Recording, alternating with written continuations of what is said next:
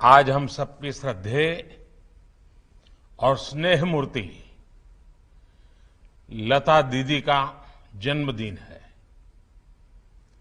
आज संयोग से नवरात्रि का तीसरा दिन मां चंद्रघंटा की साधना का पर्व भी है। कहते हैं कि कोई साधक साधिका जब कठोर साधना करता है तो मां चंद्रघंटा की कृपा से उसे दिव्य स्वरों की अनुभूति होती है। लता जी मां सरस्वती की एक ऐसी ही साधिका थी जिन्होंने पूरे विश्व को अपने दिव्य स्वरों से अभिभूत कर दिया। साधना लता जी ने की, वरदान हम सबको मिला। अयोध्या में लता मंगेशकर चौक पर स्थापित की गई मां सरस्वती की ये विशाल वीणा संगीत की उस साधना का प्रतीक बनेगी। मुझे बताया गया है कि चौक परिसर में सरोवर के प्रवाहमय जल में संगमरमर से बने 92 श्वेत कमल लता जी की जीवन अवधि को दर्शा रहे हैं। मैं इस अभिनव प्रयास के लिए योगी जी की सरकार का, अयोध्या विकास प्राधिकरण का और अयोध्या की जनता का हृदय से अभिनंदन करता हूं। इस अवसर पर मैं सभी देशवासियों की तरफ से भारत रत्न लता जी को भावभीनी श्रद्धांजलि देता हूं। मैं प्रभु श्री राम से कामना करता हूं उनके जीवन का जो लाभ हमें मिला वही लाभ उनके सूरों के जरिए आने वाली पीढ़ियों को भी मिलता रहे। साथियों, लता दीदी के साथ जुड़ी हुई मेरी कितनी ही यादें हैं, कितनी ही भावुक और स्नेहिल स्मृतियां हैं। जब भी मेरी उनसे बात होती, उनकी वाणी की युग परिचित मिठास हर बार मुझे मंत्र मुग्ध कर देती थी। दीदी अक्सर मुझसे कहती थी, मनुष्य उम्र से नहीं कर्म से बड़ा होता है और जो देश के लिए जितना ज्यादा करे वो उतना ही बड़ा है। मैं मानता हूं कि अयोध्या का ये लता मंगेशकर चौक और उनसे जुड़ी ऐसी सभी स्मृतियां हमें देश के प्रति कर्तव्य बोध का भी एहसास कराएगी। साथियों, मुझे याद है जब अयोध्या में राम मंदिर निर्माण के लिए भूमि पूजन संपन्न हुआ था तो मेरे पास लता दीदी का फोन आया था। वो बहुत भावुक थी, बहुत खुश थी, बहुत आनंद में भर गई थी और बहुत आशीर्वाद दे रही थी। उन्हें विश्वास नहीं हो रहा था कि आखिरकार राम मंदिर का निर्माण शुरू हो रहा है। आज मुझे लता दीदी का गाया वो भजन भी याद आ रहा है, मन की अयोध्या तब तक सूनी जब तक राम न आए। अयोध्या के भव्य मंदिर में श्री राम आने वाले हैं और उससे पहले करोड़ों लोगों में राम नाम की प्राण प्रतिष्ठा करने वाली लता दीदी का नाम अयोध्या शहर के साथ हमेशा के लिए स्थापित हो गया है। वहीं रामचरित मानस में कहा गया है, राम ते अधिक राम कर दासा, अर्थात राम जी के भक्त राम जी के भी पहले आते हैं। संभवतः इसलिए राम मंदिर के भव्य निर्माण के पहले उनकी आराधना करने वाली उनकी भक्त लता दीदी की स्मृति में बनाए चौक भी मंदिर से पहले ही बन गया है। साथियों, प्रभु राम तो हमारी सभ्यता के प्रतीक पुरुष है।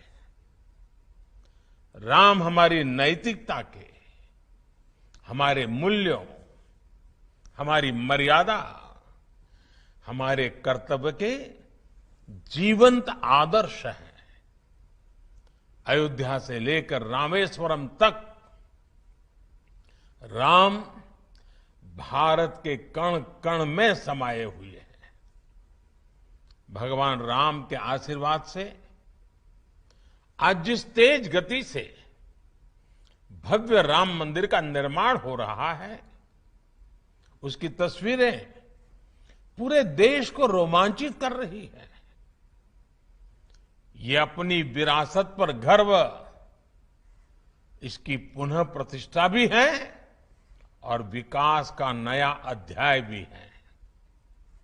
मुझे खुशी है कि जिस जगह पर लता चौक विकसित किया गया है, वो अयोध्या में सांस्कृतिक महत्व के विभिन्न स्थानों को जोड़ने वाला प्रमुख स्थलों में से एक है।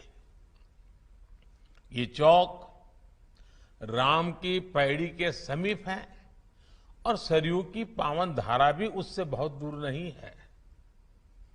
लता दीदी के नाम पर चौक के निर्माण के लिए इससे बेहतर स्थान और क्या होता। जैसे अयोध्या ने इतने युगों बाद भी राम को हमारे मन में साकार रखा है, वैसे ही लता दीदी के भजनों ने हमारे अंतर मन को राममय बनाए रखा है। मानस का मंत्र श्री रामचंद्र कृपालु भजमन हरण भव भय दारुणम, या फिर मीराबाई का पायो जी मैंने राम रतन धन पायो। अनगिनत ऐसे भजन, बापू का प्रिय भजन वैष्णव भजन हो, या फिर जन जन के मन में उतर चुका तुम आशा विश्वास हमारे राम, ऐसे मधुर गीत हो। लता जी की आवाज में इन्हें सुनकर अनेकों देशवासियों ने भगवान राम के दर्शन किए हैं। हमने लता दीदी के स्वरों की दैवीय मधुरता से राम के अलौकिक माधुर्य को अनुभव किया है। और साथियों, संगीत में ये प्रभाव केवल शब्दों और स्वरों से नहीं आता। ये प्रभाव तब आता है जब भजन गाने वाले में वो भावना हो, वो भक्ति हो, राम से वो नाता हो, राम के लिए वो समर्पण हो। इसलिए लताजी द्वारा उच्चारित मंत्रों में, भजनों में केवल उनका कंठ ही नहीं, बल्कि उनकी आस्था, आध्यात्मिकता और पवित्रता भी गूंजती है। साथियों, लता दीदी की आवाज में आज भी वंदे मातरम का आह्वान सुनकर हमारी आंखों के सामने भारत माता का विराट स्वरूप नजर आने लगता है। जिस तरह लता दीदी हमेशा नागरिक कर्तव्यों को लेकर बहुत सजग रही, वैसे ही ये चौक भी अयोध्या में रहने वाले लोगों को, अयोध्या आने वाले लोगों को कर्तव्य परायणता की प्रेरणा देगा। ये चौक, ये वीणा अयोध्या के विकास और अयोध्या की प्रेरणा को भी और अधिक गुंजायमान करेगी। लता दीदी के नाम पर बना ये चौक हमारे देश में कला जगत से जुड़े लोगों के लिए भी प्रेरणा स्थली की तरह कार्य करेगा। ये बताएगा कि भारत की जड़ों से जुड़े रहकर आधुनिकता की ओर बढ़ते हुए भारत की कला और संस्कृति को विश्व के कोने कोने तक पहुंचाना ये भी हमारा कर्तव्य है।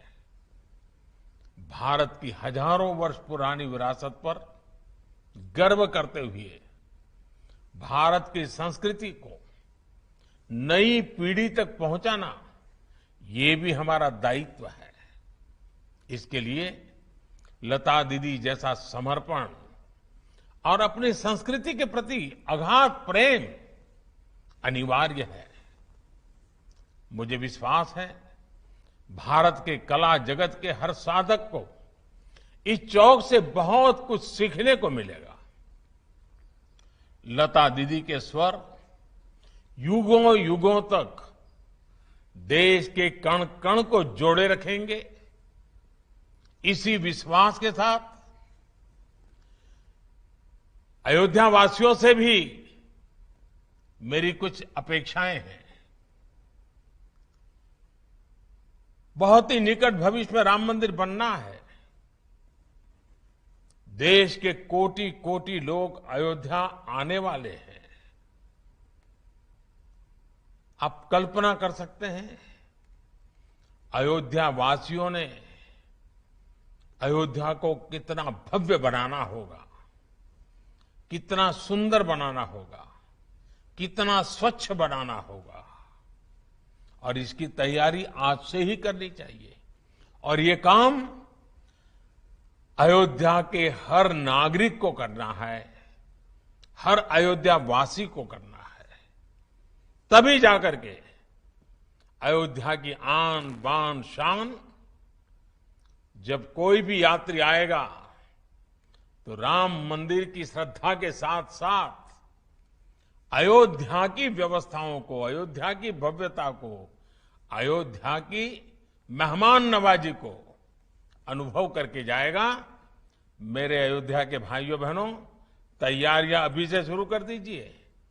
और लता दीदी का जन्मदिन हमेशा हमेशा के लिए प्रेरणा देता रहे। चलिए, बहुत सी बातें हो चुकी। आप सबको बहुत बहुत शुभकामनाएं। धन्यवाद।